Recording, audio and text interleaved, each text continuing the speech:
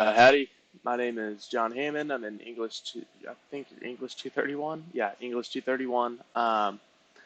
So this is chapter 7, and already I kind of want to say congrats on surfing stuff. You've automatically became I guess the coolest English teacher I've heard of, or actually have ever had as a professor.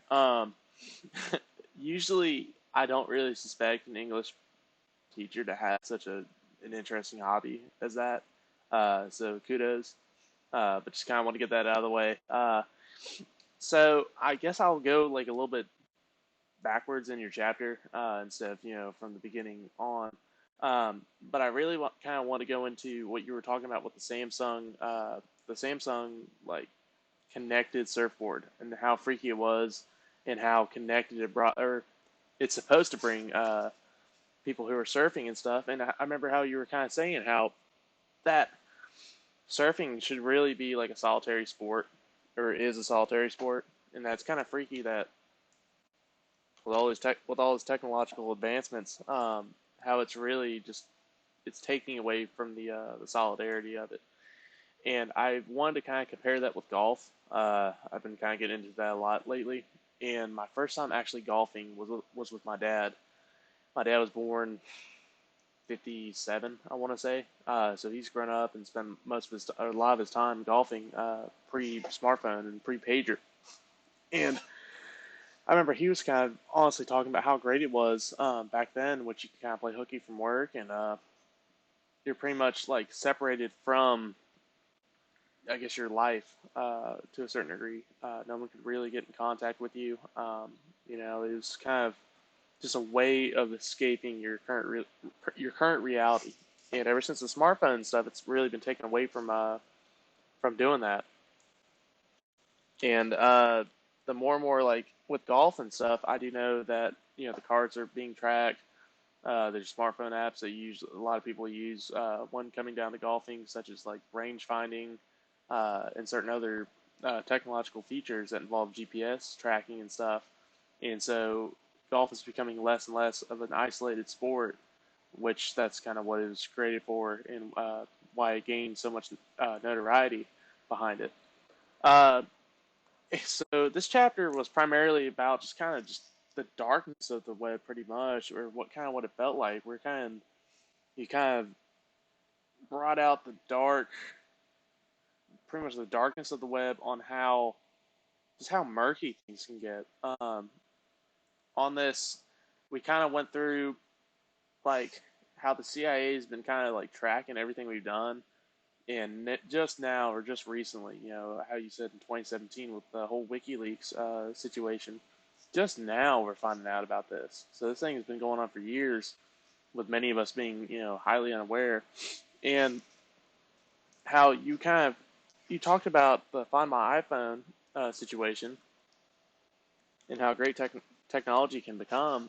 And actually, I do know, I don't know how to do it anymore, but it's like it takes multiple settings, but you can go into the GPS portion of your iPhone on the smartphone, and if you keep on pursuing it more and more and more and more to like frequently visited locations or something, your smartphone will pull up like an entire map of all the places you've been and how many times you've been there. And I'm honestly, I have no idea, but I'm sure it could probably pull up, when was the last time you were there. And a lot of this, like, it's kind of weird. Like now, my maps is like automatically like, oh, when I wake up, even on my off days, I'll wake up and it'll be like, up, without me getting in the car, it'll tell me, up, you're about 31 minutes away from work. Commute wise, oh, traffic's looking a little light.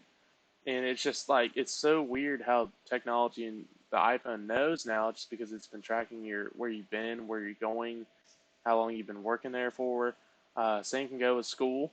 I remember I only take classes at Coastal Tuesdays and Thursdays, and so every Tuesday and Thursday, my iPhone will give me a notification when I wake up. Okay, you're about 20 minutes away from Coastal Carolina. Uh, that's weird. That's really weird. And just it honestly it behooves me how they have gone further and further on. I guess pretty much exploiting people's data in order to improve their product, quote unquote.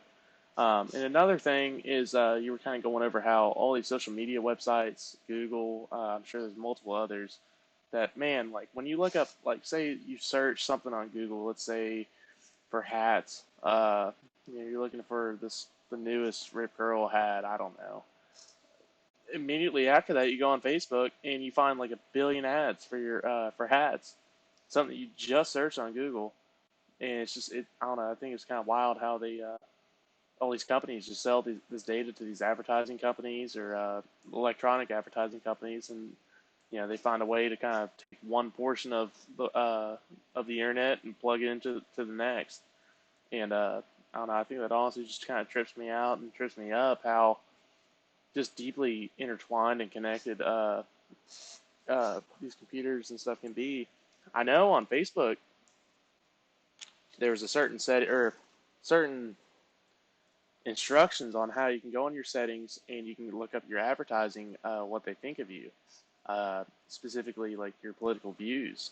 Facebook can practically guess it for you, and I guess it has some sort of algorithm on what you've searched, what you've watched, maybe who you're friends with, who you're associated with, and it can kind of figure out what your political status is, whether it's Republican, Democrat, moderate, slightly moderate, how, what your leanings are in certain items, and it can figure it out, and it will sell it to your to other advertising firms and stuff for them to sell your data.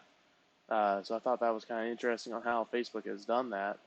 But with a lot of people kind of having an outrage over these social media companies and stuff about selling data, it's like, I don't know, like before Facebook really became heavily advertised and monetized through that front.